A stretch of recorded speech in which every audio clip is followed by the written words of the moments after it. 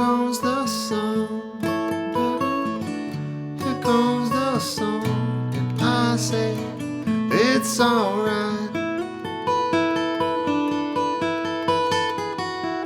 Little darling, it's been a long, cold, lonely winter. Little darling, it seems like years since it's been here. Here comes the sun,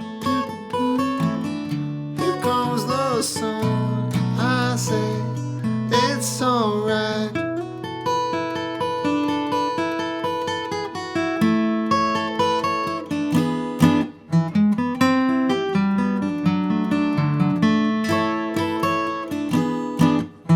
Sun, sun, sun, here it comes.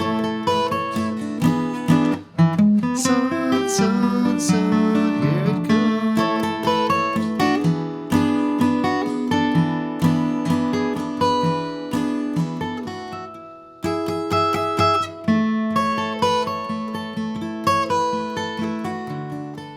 Hey everybody, welcome to MT Guitar. Thanks so much for joining us.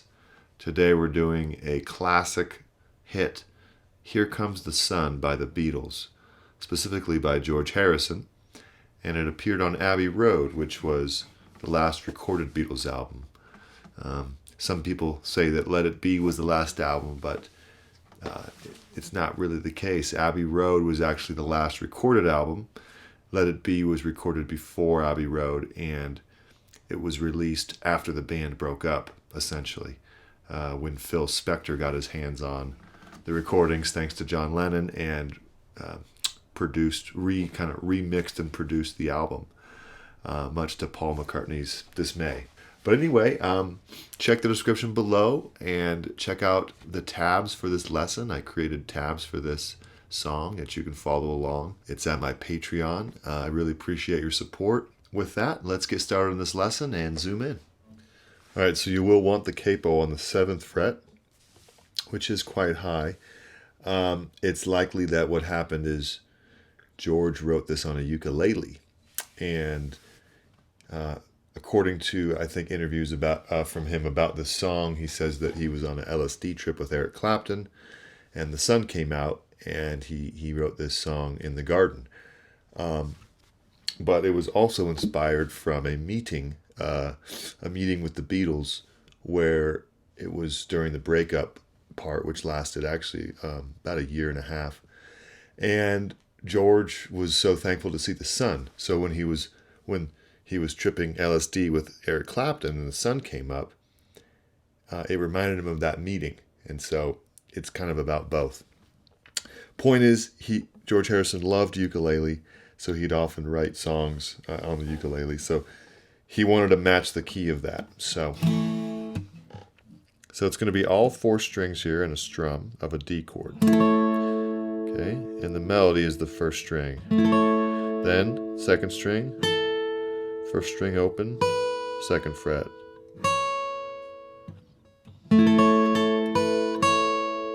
Famous guitar melody right there. 4th string, 2nd string, and then 4th string twice. Okay. Okay, there you go. 1st string, open, 4th string, 2nd string, 4th string.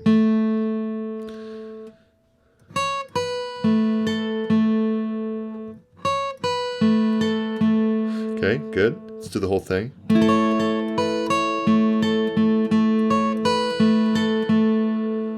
All right, so then 2nd string open, and then 3rd fret and 2nd fret, 6th and 5th strings for a G chord. Okay. And then 3rd fret, and then you kind of alternate between the bass and the melody here. So open, bass, 3rd fret, bass, open, 1st string, bass, 3rd fret, and then bass. So the whole thing is da, da, da, da, and then open again, 2nd string, okay, and then our A7, is going to be here. And stop at the second string. Second fret, second string, stop there, and then open, second, oh sorry, open, and then strum down again. And then third fret, strum, open, and then strum again.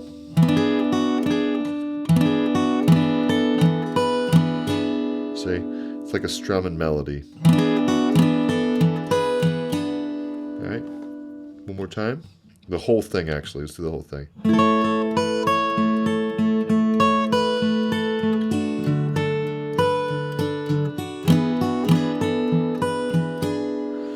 All right, that's the first half. And then so the second half is just a little bit different. The G melody is different, and it ends on the A7 as an anticipation with only one strum. So let's cover that. Starts the same though, except we have a bass note to start it, and then the strum. All the same from there.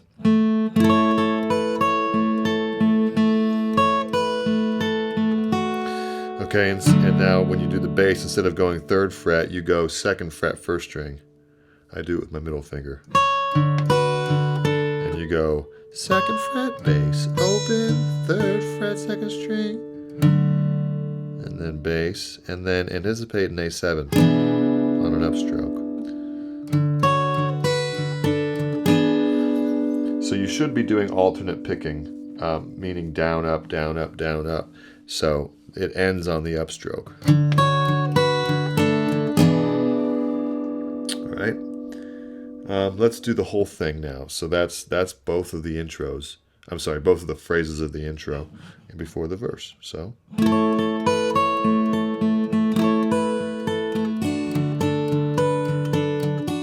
First half, second half.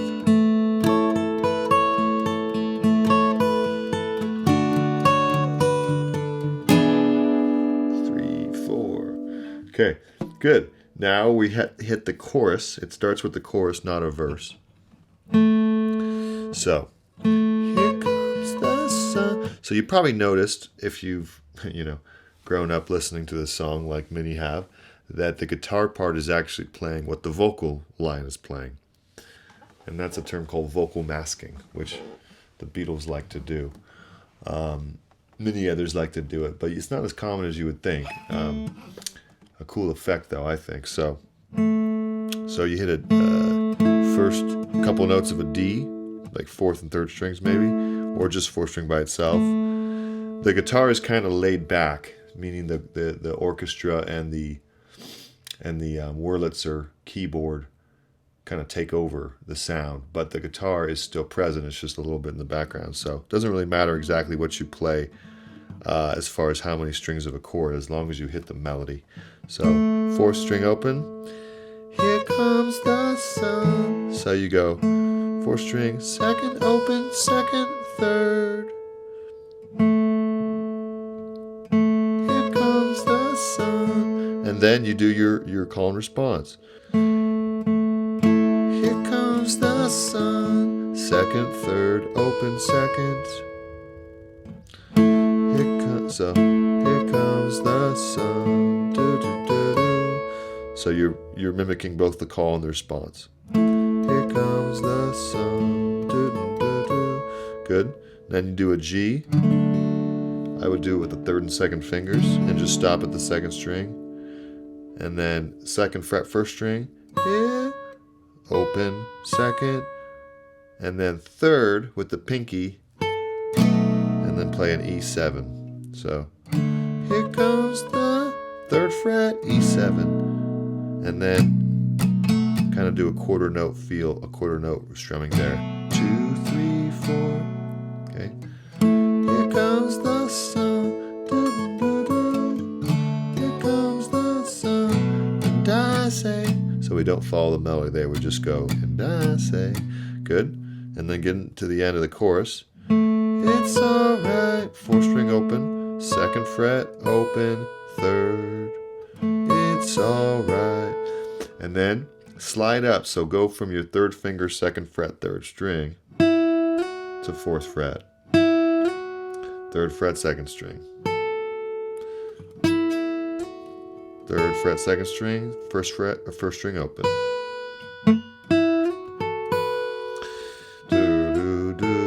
And then 2nd fret, 3rd string, open, 3rd string, and you just go 3rd, 2nd, 1st. So slide 4th, 2nd string, 1st string, 2nd fret, 2nd, 1st, open, 2nd, 1st, back to 2nd fret, 2nd, 1st string again, and then 2nd string, 3rd fret, 3, 2, 0, and then 2.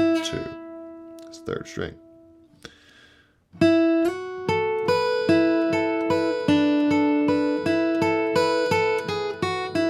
Again.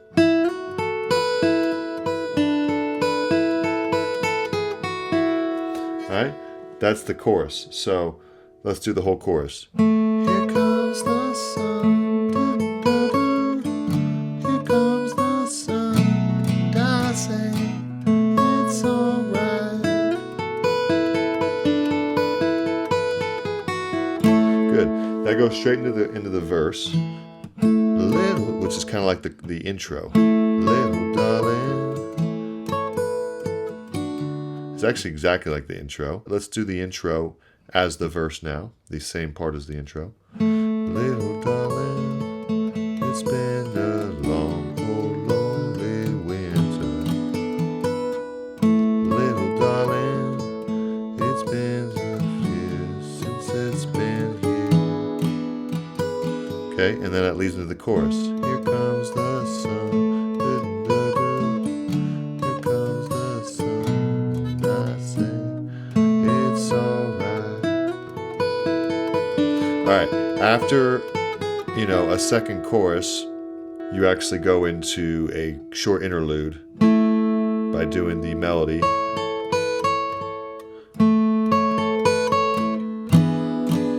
And then you do this melody here. A7, 2nd fret, 2nd string, open. The one we did at the intro. 2, 0, 2, 3, open. And then 2, 2, 0, 2, 3, open, 2. And then back into a second verse. Little darling. Okay, the second verse leads into a third chorus, right? Because we're kind of mapping out the form. And after the third chorus, it's a little bit different. It goes into the bridge. So, it's alright. After this part, we do this part still, and but then instead of doing the A7 part, we go like this. We just go 2 down strums. Okay, and that leads us into the bridge, the last part to learn. And we go 5th string, and then 4th fret, and then 2nd fret, 4th string. And it turns into being a 7/8 bar that leads into a 6/8 bar and then a 5/8 bar, which is pretty crazy. George Harrison had already studied Indian music quite extensively with Ravi Shankar, and odd time meters are very common in Indian music. So he was kind of way ahead of the game as far as writing with complex time signatures. He was pretty into it. So it's 7/8 bars. So it's like 1, 2, 3, 4, 5, 6, 7, and then we do this bridge here. So it's an F, but only the 4th, 3rd, and 2nd strings. 3rd, 2nd, 1st fret. Okay, and we go 4th, 3rd, 2nd, and then to a C, 5th, 4th, 3rd, meaning the strings, 5th, 4th, 3rd. Okay, that's a 6/8 bar there. And then 2nd fret, it's a G over B, 4th, 3rd open, and then 6th, 5th, 5th of a G, meaning make it a 5/8 bar. 1, 2, 3, 4, 5, and then back to this. Just like before. So let's do this really slowly. A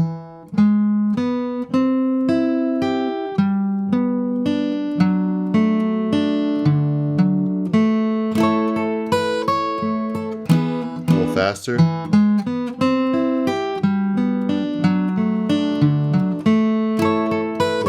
faster.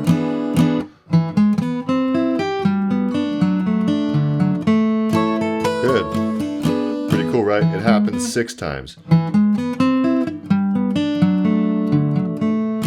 So, kind of a tricky part.